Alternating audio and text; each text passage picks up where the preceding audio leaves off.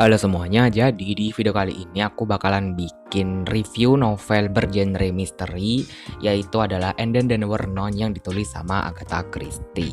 Kalau kamu suka novel yang genrenya misteri, ikutin terus ya videonya. Nah, di sini itu pertama-tama aku mau cerita dulu sih kalau ini adalah novel kedua dari Agatha Christie yang aku baca, yang mana judul sebelumnya itu Mystery di Styles atau itu dalam satu seri yang ada di Hercule Poirot itu kan. Dan di situ aku suka dengan gaya Hercule Poirot ini memulai penyelidikannya, dan tapi di sini berbeda ya karena nggak ada tokoh yang latar belakangnya itu adalah detektif. Jadi kayak bener-bener apa ya, orang amatir gitu loh untuk menyelesaikan misteri tersebut. Nah, kita balik lagi ke And Then There Were None ini. Novel ini bercerita tentang 10 orang yang mendapatkan undangan dari seseorang yang misterius, yang mengundang mereka semua ini tuh untuk ke sebuah rumah yang mewah di pulau terpencil untuk mendapatkan penginapan yang super selama kurang lebih semingguan gitu deh. Tentu saja penawaran itu cukup menggiurkan lah ya untuk ke-10 tamu itu, dan mereka pun akhirnya tiba di tempat sesuai dengan jadwal yang ada di surat tersebut. Namun satu persatu dari mereka itu mati terbunuh dengan cara-cara yang mengenaskan dan sedikit tanda kutip disesuaikan dengan sebuah sajak klasik anak-anak, di mana ada 10 orang yang satu persatu itu mati dengan caranya sendiri-sendiri. Dan kalau aku googling itu kayaknya kalau nggak salah nama sajaknya itu Ten Little Indians atau Ten Little apa gitu, aku lupa. Pokoknya ada Ten Little-nya itu yang mana mendeskripsikan bagaimana setiap satu orang di situ mati, kemudian sisa 9, kemudian mati lagi sisa 8 sampai sisa 1. Jadi kayak gitu ya untuk premis atau background cerita And Then There Were None ini. Dan tentu saja kita nanti akan bertanya-tanya siapa sih sebenarnya pembunuhnya, karena ya nggak ada lagi orang di situ kan. Secara cuman ada 10 orang itu di pulau tersebut. Pulaunya terpencil pula ya kan. Dan kalau kamu pengen tahu siapa pembunuhnya ya harus dibaca dong bukunya. Nah, sekarang kita mulai yuk ke reviewnya.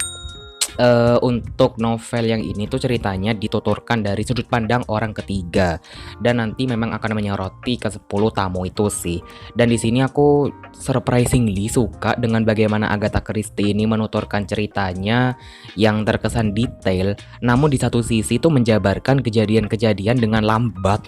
Ya apa ya, khasnya Agatha Christie gitulah ya, yang memang banyak teman-teman yang setuju kalau memang apa ya, gaya berceritanya Agatha Christie itu memang sedikit lambat menurutku. Tapi di sini penceritaannya agak beda sih dengan Mystery di Styles. Cuman kesamaannya Agatha Christie itu menurutku bisa menuturkan cerita yang kesannya emang kayak santai tapi detail. Dan ya karena kesantaian itu tadi kali ya, jadi banyak orang yang menganggap alurnya tuh agak lambat, dan memang di bagian awal itu sedikit lambat dan terhambat sih ya. Kalau untuk alur sebenarnya di sini aku nggak terlalu mempermasalahkan, dan memang alurnya itu bergerak maju mengikuti kisah para 10 tamu ini yang ada di rumah mewah tersebut. Dan di sini ceritanya itu bermula ketika settingnya itu di kereta, yang mana itu nanti akan berhenti di stasiun sebelum tamu-tamunya ini akan diantarkan ke pulau tersebut. Jadi yang pertama kita akan dikasih tahu dulu nih di kereta ini ada siapa saja gitu kan. Dan ya itu adalah tamu-tamu yang akan ke pulau itu. Dan di sini aku juga suka bagaimana penulis ini tuh mendeskripsikan bentuk pulaunya itu dan bangunan rumah itu yang membuat suasananya itu sedikit mencekam ya kalau menurut aku. Ya karena kebayang aja kan, itu pulaunya digambarkan terpencil terus jauh dari pulau utama gitu kan, sehingga ketika pembunuhan tersebut terjadi suasana mencekamnya itu ya makin terasa gitu. Nah, sekarang di sini aku mau membahas tentang tokoh-tokoh. Kalau di sini tuh seperti yang udah aku singgung sih sebenarnya, menyoroti ke 10 tamu tersebut.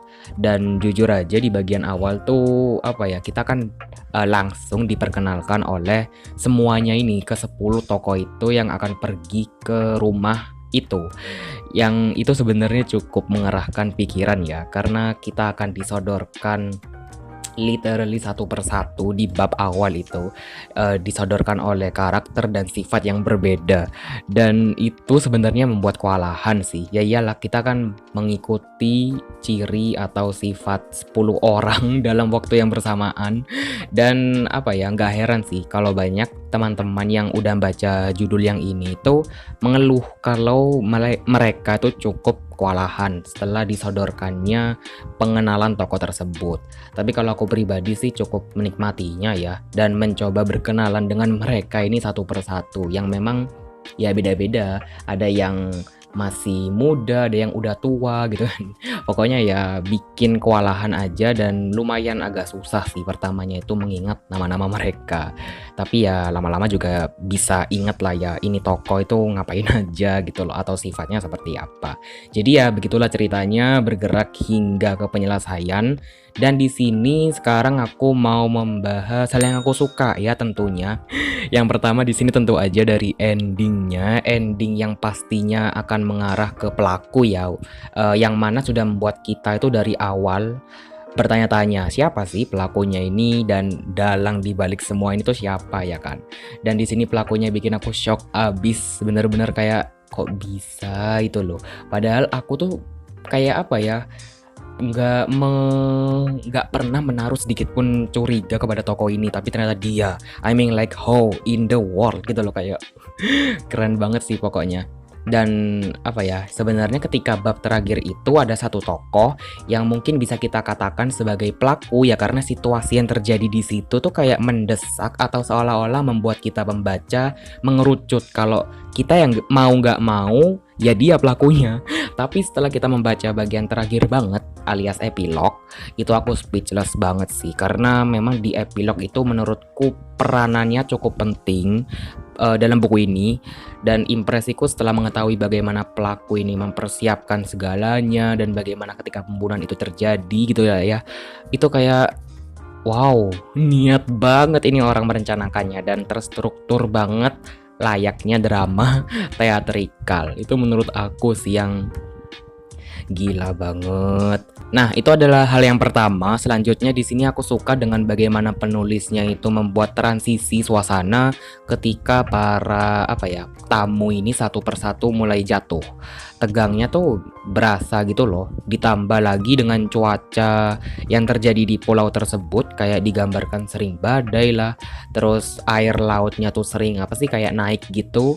Dan mereka juga nggak punya kapal untuk balik ke pulau utama itu. Jadi kayak tegangnya itu makin plus-plus lah. Nah, itu tadi untuk hal yang aku suka.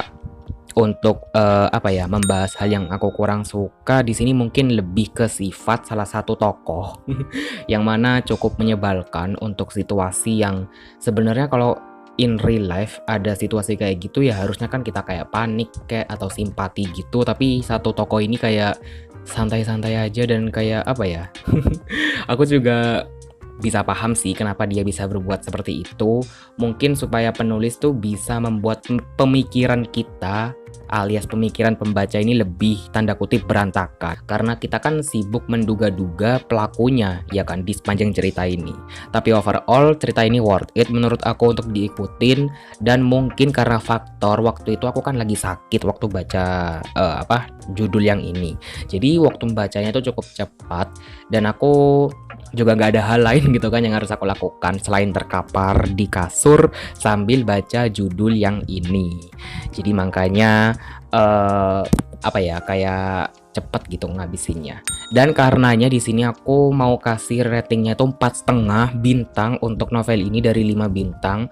Ini salah satu novel yang masuk ke kategori all time must read books, dan katanya judul ini tuh adalah menjadi judul role model untuk penulis cerita misteri, dan aku setuju sih kenapa bisa sampai dikasih label kayak gitu.